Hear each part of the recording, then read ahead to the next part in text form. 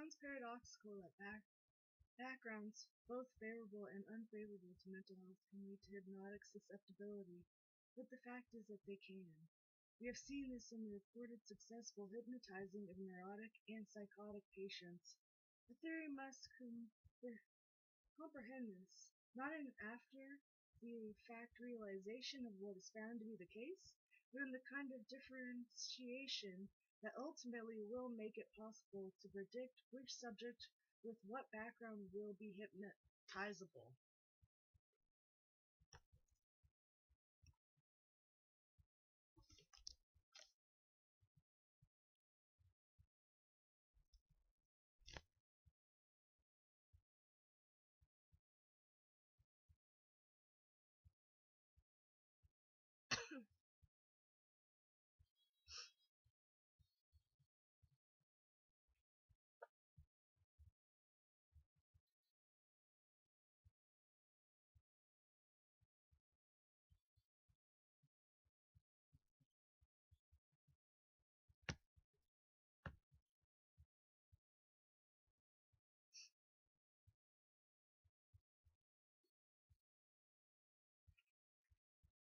Proposition D7. Individualizing experience of various kinds may produce selective responsiveness within hypnotic susceptibility. We know from the results of testing with their profile skills, SPS forms 1 and 2, that subjects at the same general level of susceptibility to hypnosis may have quite different profiles, that is, they may be successful in a different pattern of hypnotic tests. It is a fascinating problem to try to predict, beyond hypnotic susceptibility in general, just what performances are likely to succeed. With a girl who is involved in ballet dancing find it easier than others to do the muscular things asked for in hypnosis because she is accustomed to an automatic motor response to her ballet master? Will a person who gets absorbed in music do better than others with sensory hallucinations? Does the drama student carry out post-hypnotic tasks more readily than others? We shall have more evidence to report on these matters at other time, but in principle the proposition is a sound one. These then are the developmental propositions. They go beyond the relationships between behavior outside hypnosis and behavior inside hypnosis. To detect the early experiences, identifications, and mediative patterns, cognacious attitudes, and learned behaviors that produce the differences that we find among our young adult subjects.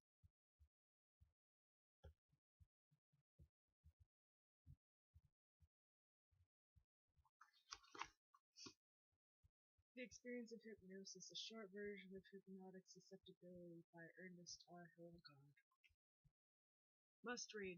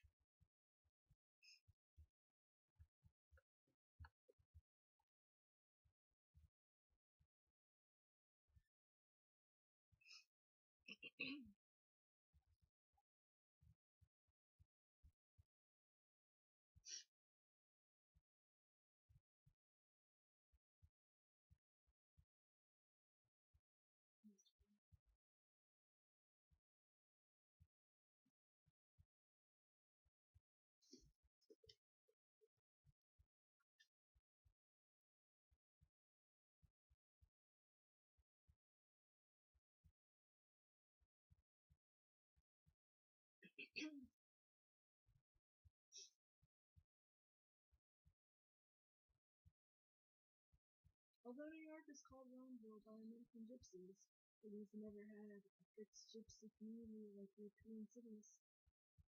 Paris police files, for example, trace one family of the Keldarash tribe for 400 years from its first arrival on the coast. Cordes Marseillais, today surrounded by Algerians, and Vietnamese on the right bank. The Calderesh continued their vulnerable trades as coppersmiths and thieves, and the police files continued to swell like a family Bible. The Spanish police of Grenada have a simpler task since they have no intention of making arrests. Their Gitanos have always lived on the Sacro Monte or under the eye of the Alhambra, unless a tourist is knifed or the gypsy-hating Guardia Civil finds an excuse to storm the hill. Its inhabitants are left strictly alone. Granada's tourist trade is built on the flamenco music of its gypsies. Romeville is different. Its shape has constantly grown and changed, pushing gypsy camps from the hills of Harlem to the farms of Brooklyn and Queens. When Romeville became a megapolis, a new sort of wilderness appeared in its heart, and the gypsies, ever opportunists, flowed into the vacuum. Part of the vacuum was an abandoned apartment building off Houston Street in the lower half of Manhattan. Abandoned but not vacant, for the gypsies who moved in. Us, or the crazy dope addicts, the Pivli Petulengro told Roman. We pay the police and they say they're happy. We're here. We tried some of the condemned buildings in the Bronx. John Petulengro said they were in terrible condition. No better than Europe, his grandmother agreed. She was called the Pivli, the widow, because, despite a mouthful of gold teeth, it was unlikely she'd marry again. They were in the building's lobby, a drafty affair of rose marble and broken mirrors. Families of Rom filed past them carrying shopping bags of food and drink. There were two elevators that didn't work, and a side room where tenants once collected their mail, which the Pedalengro brothers used for storing hubcaps. I'm very happy my boys are going with you, the people told Roman, as they moved out of the way of a group of musicians with violins. You are a Rom of great respect. Thank you, Roman said gravely. To show embarrassment would have been bad taste. If a gypsy couldn't take a compliment, who could?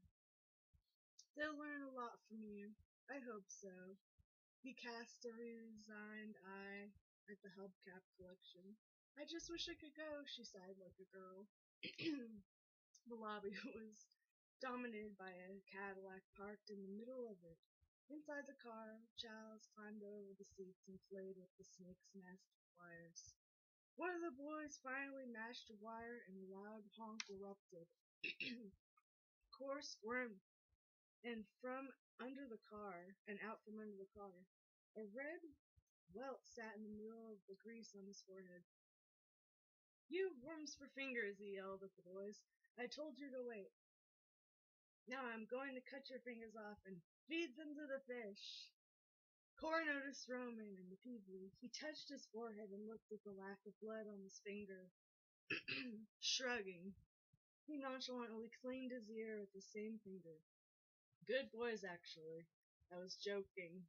The boys weren't so sure. They locked the car doors. At least they got you out.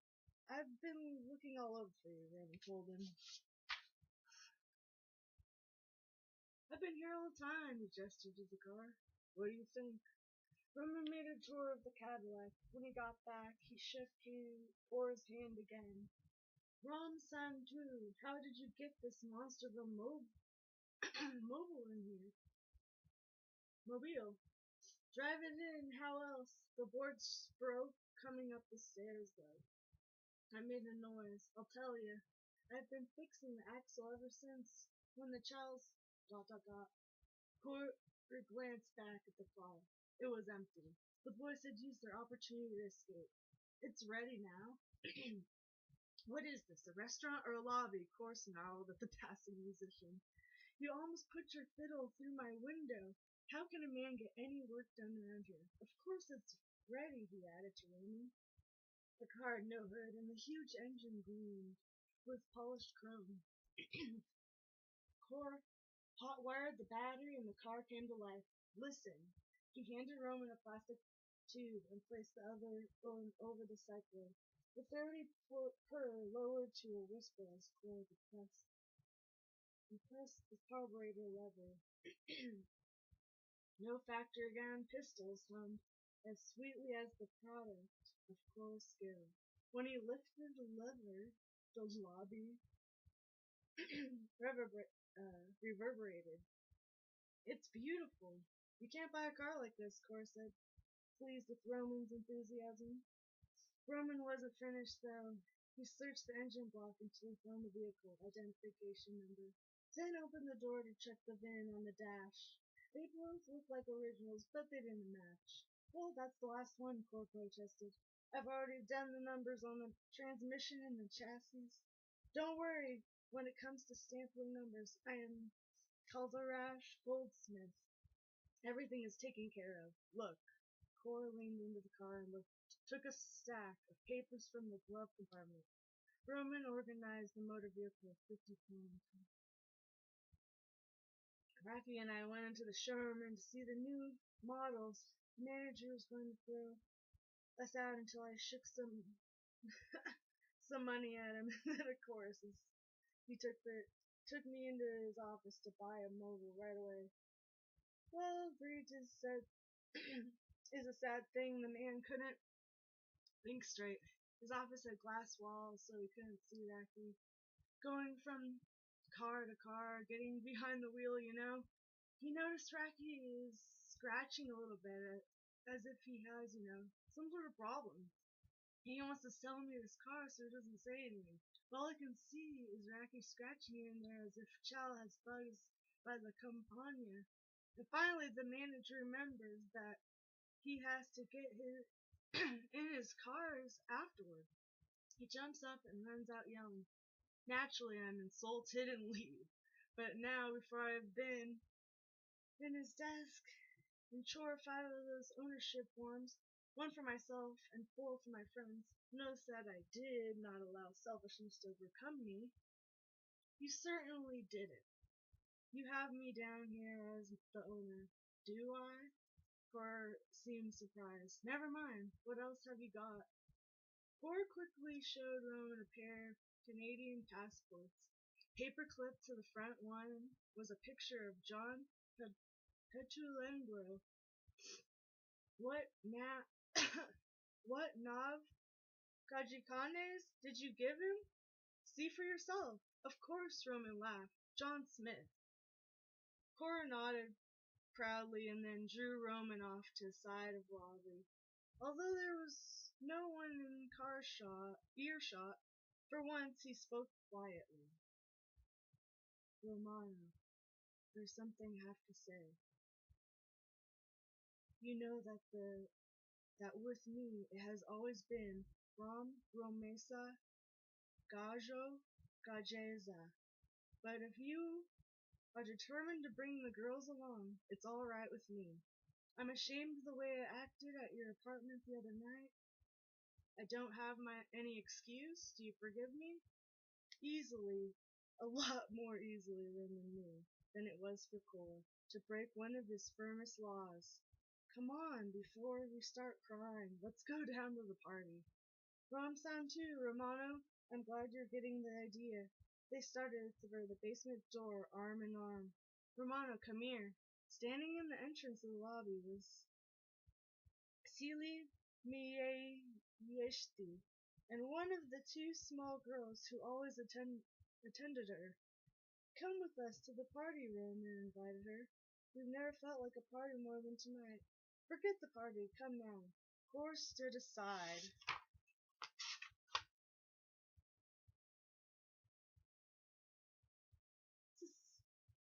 Celie was a witch.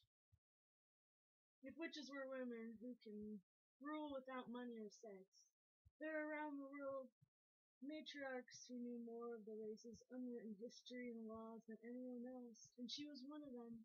The king of the gypsies was a pale fiction next to the immense fact of Seli Liayeshti,